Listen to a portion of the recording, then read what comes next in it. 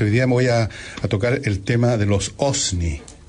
OSNI es en castellano el acrónimo de Objeto Sumergible No Identificado. En inglés dicen USO. Así como hablan de los Unidentified Flying Objects, hablan de los Unidentified Submerged Objects, objetos sumergidos no identificados. Bueno, da lo mismo. Este es un tema que está, digamos, es primo hermano o hermano del tema UFO, porque en ambos casos se asume que estamos hablando de artefactos, de máquinas no humanas que están dándose vueltas por motivos absolutamente desconocidos para nosotros en estos medios, unos en la atmósfera y otros en el agua.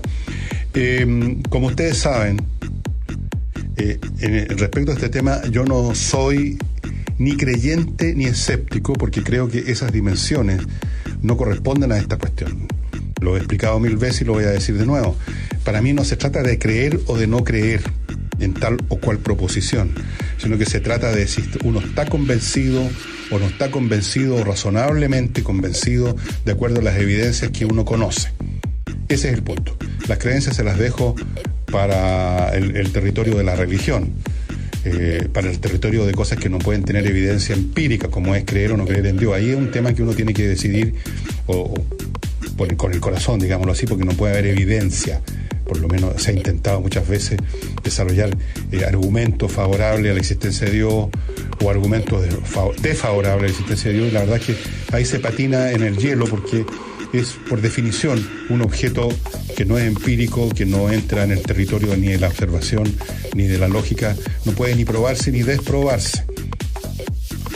En el caso de los ovnis o de los OSNIs, estamos hablando de que se nos está proponiendo la existencia real de objetos físicos. Por lo tanto, entramos ahí en el territorio de lo que se puede o no se puede probar. Ahora, con respecto al tema de los UFO, es que hemos hecho varios programas sobre ese tema que me parece sumamente interesante. La evidencia que hay consiste, como ustedes saben, y ustedes pueden verla en montones de sitios dedicados a esto en la internet, consiste en material fotográfico, fílmico, testimonial, de radar, etcétera, que a mí me parece suficientemente convincente de que efectivamente el fenómeno es real. Y no lo creo solamente yo, o sea, no es un tema de creencia, sino que así lo piensan organizaciones europeas. Hay un informe que se llama Cometa, el informe Cometa, que produjeron en Francia hace unos años atrás una serie de científicos, expertos, oficiales de la Fuerza Aérea Francesa, etcétera, respecto a este tema. Entonces no es un tema de creencia, es un tema empírico. Usted puede decir, no me convence la evidencia. ¿Sabe qué más? No me voy a convencer hasta que no vea un marciano verdecito con antenas sentado frente a mí en la mesa del comedor. Asunto suyo. Cada cual verá cuál es el límite o el parámetro que usa para estar convencido de una evidencia. A mí me parece, para terminar con el tema, que la evidencia sobre los ovnis, de hecho, es más potente que la evidencia sobre muchas cosas en las cuales, sin embargo, tenemos plena convicción y, sin embargo, no las podemos tocar ni ver en absoluto, como por ejemplo todos los temas astronómicos prácticamente tienen que ver con objetos luminosos que están situados a enorme distancia y en las cuales lo único que vemos es su luz, que viene de millones de años de distancia en el tiempo, y sin embargo nadie dice no existen las estrellas, no creo, es muy poca elemento empírico ver ese puntito en el cielo. Bueno, el tema de los ovnis es el siguiente. Se refiere a objetos que han sido avistados con más dificultad, porque un objeto que se mueve en el aire es más probable verlo que uno que se mueve bajo el agua, obvio, ¿no es cierto? Entonces, pero han sido vistos y han sido fotografiados objetos que aparecen del agua y salen volando después, como estos cohetes que disparan los submarinos nucleares, o que al revés se sumergen.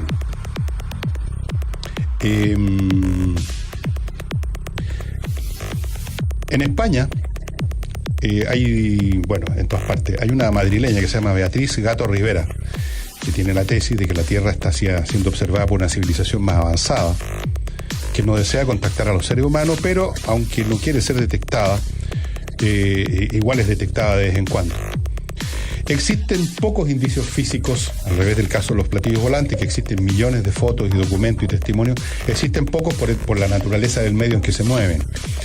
Pero fíjense ustedes que ayer me estaba enterando en este tema, porque estas cosas hay que investigarlas, no simplemente aceptarlas o rechazarlas así a priori, porque sí, que hay un departamento de la Marina norteamericana, no me acuerdo exactamente el nombre, pero tiene algo que ver con rastreo de objetos muy veloces, que está tratando de investigar, y está investigando hace muchos años el tema, porque sus submarinos nucleares, que como ustedes saben permanentemente están patrullando los océanos del planeta,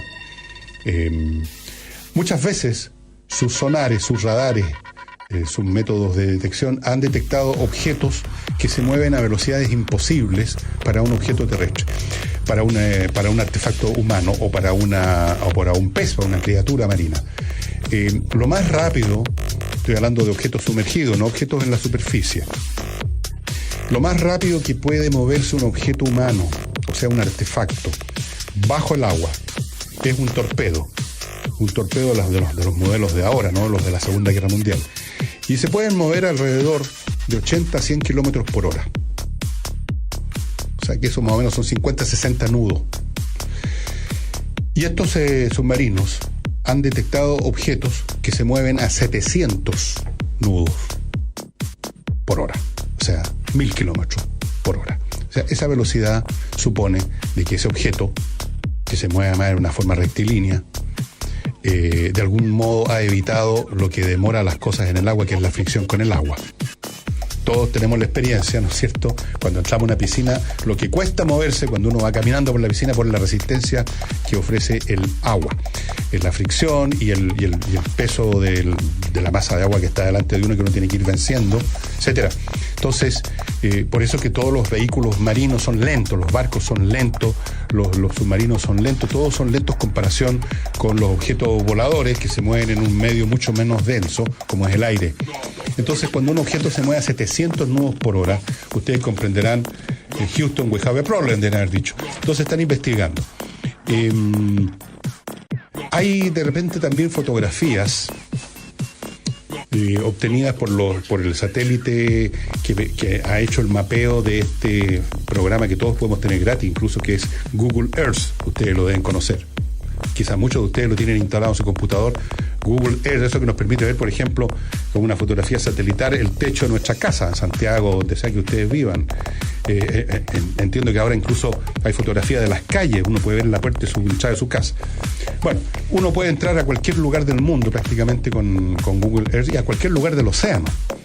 Y hay algunas fotografías que han sido publicadas en la internet con la dirección física, o sea, la longitud y la latitud, con grados, horas, segundos, minutos, etcétera, de fotografías que se han hecho en zonas del mar que son un poco más transparentes para la fotografía, donde se ven en el fondo del océano. Estamos hablando de océanos, partes, digamos, donde el océano es poco profundo, qué sé yo, hay 50 metros, 60 metros, se acerca a las costas, se ven huellas de algún objeto que se ha movido largo trecho y que ha dejado una huella, como lo que usted cuando maneja un vehículo en la playa, deja una huella, y al final de la huella hay un objeto.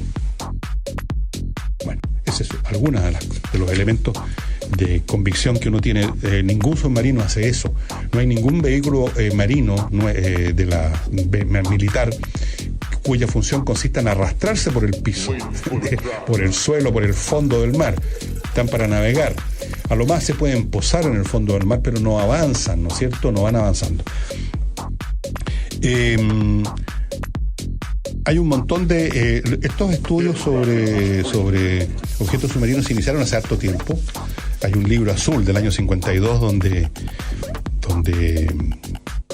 se investigan los avistamientos que se hubieron. Hay avistamientos también de gente que está en la costa, hay montones de avistamientos, que en algún momento del día o de la noche han visto un objeto que surcando el cielo, que se ha sumergido, ¡bum!, se ha metido así en piquero, digamos, al mar, o que al revés ha salido del mar. En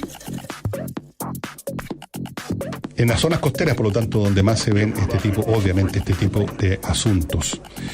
¿Qué son estos ovnis entonces? Primero, si es que existen, yo creo que la evidencia es bastante convincente, todavía no tan fuerte como la de los es que son artefactos extraterrestres. No queda otra alternativa. No son animales, no son ballenas, no son submarinos, no son barcos. Bueno, tienen que ser entonces, no queda otra alternativa, salvo que creamos que, no sé, pues la magia, que es un objeto, una máquina, un artefacto creado fuera del planeta. Y vamos ya terminando el tema de los OVNI. Hay unas tesis muy interesantes que publicó el año 2003 la madrileña que ya mencioné, doña Beatriz Gato Rivera.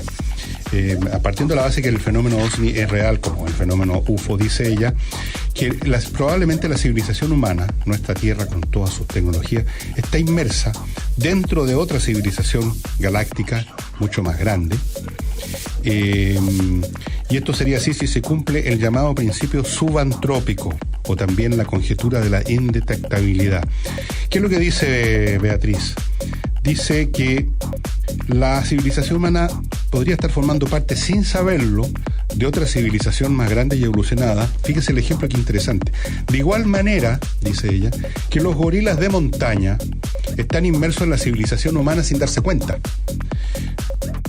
Los gorilas están en una reserva, que es reserva porque la civilización humana permitió que ahí los gorilas no sean molestados, pero no se dan cuenta. No están conscientes los gorilas de poblar una reserva natural creada por una civilización más avanzada. Y a la pregunta, ¿por qué la civilización más avanzada no ha contactado a los seres humanos? Ella responde lo siguiente, que es muy sencilla. ¿Enviaría algún país de este planeta, dice ella, una delegación oficial al territorio del gorila de montaña para presentarse abierta y oficialmente a las autoridades de los gorilas? ¿Se estrecharían la mano con los gorilas, llegarían a acuerdos, intercambiarían firmas con los machos dominantes de los gorilas? No.